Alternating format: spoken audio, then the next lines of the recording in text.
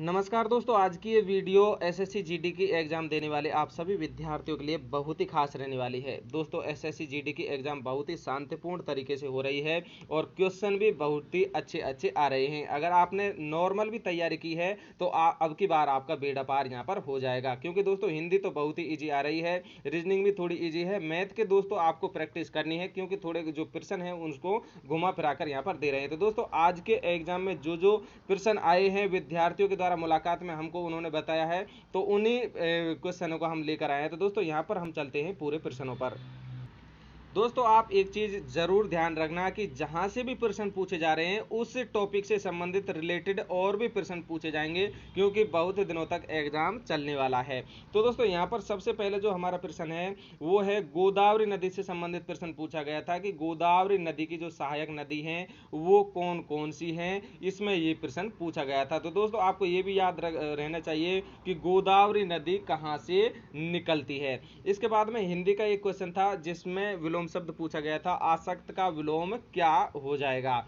दोस्तों इसके सेकंड में आपसे पूछा गया था चंद्रयान से संबंधित, यानी कि करंट से संबंधित भी प्रश्न पूछा गया और चंद्रयान 2 से संबंधित एक प्रश्न था। इसमें दोस्तों पूछा चक्करों से संबंधित कुछ पूछा गया था कि अब तक चंद्रयान के द्वारा कितने चक्कर लगा लिए गए, टोटल चक्कर यहां पर पूछा गया था। इसके बाद में दोस्तों एक और नया प्रश्न पूछा गया था और यह प्रश्न था उथावन घाटी से संबंधित कि भारत के किस राज्य में उथावन घाटी है, ये आपको बताना है। इसके बाद में दोस्तों यहाँ पर आप देखिए बहुत ही ये चर्चित रहा है ये प्रश्न और इस पर पूरे देश में भी चर्चा हुई थी। दोस्तों ये राजीव गांधी खेल रत्न पुरस्कार है, इसका नाम अभी हाल ही में चेंज किया गया, तो ये प्रश्न आ गया था। राजीव गांधी खेल रत्न पुरस्कार का जो नाम चेंज करके मेजर ध्यानचंद पुरस्कार कर दिया गया था। और दोस्तों इसमें पहले 7.5 लाख राशि मिलती थी इनाम स्वरूप, अब 25 लाख कर दिया गया है। ये भी आपको ध्यान रखना चाहिए, क्योंकि अगले जो एग्जाम है उनमें ये भी राशि से संबंधित प्रश्न भी पूछ सकता है।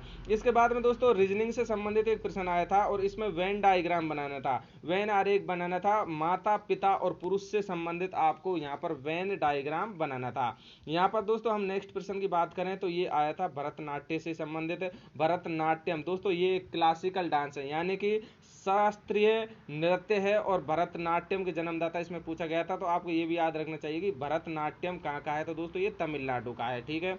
इसके साथ में आपको कथकली, केरल, नौटंकी और दोस्तों हॉर्नबिल, सिग्मो फेस्टिवल, ये सभी आपको याद रखने हैं अगले एग्जाम के लिए।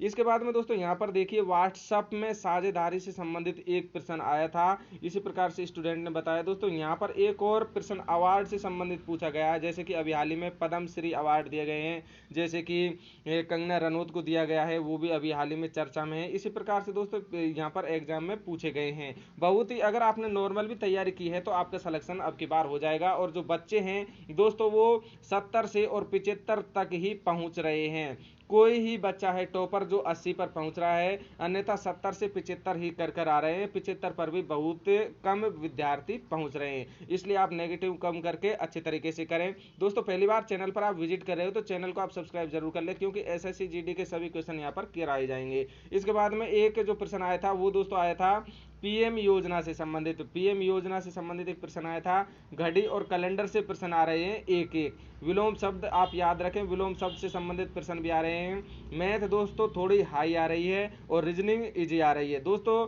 मैथ में थोड़ा घुमा फिरा कर क्वेश्चनों को दे रहे हैं, वैसे ज़्यादा जो प्रश्न आ रहे हैं वो लाभ हानि प्रतिशत और अनुपात समानुपात से आ रहे हैं। इन जो 4 प्रश्न वाली हैं इनको आप अच्छी तरीके से याद जरूर कर लें। और एक प्रश्न दोस्तों ब्याज से संबंधित भी आ रहा है। करंट है जो आपकी करंट 2020 और 21 की करंट अफेयर से यहाँ पर आ रही है। इसके बाद में दोस्तों एक पुस्तक से संबंधित प्रश्न भी आया था, विक्रम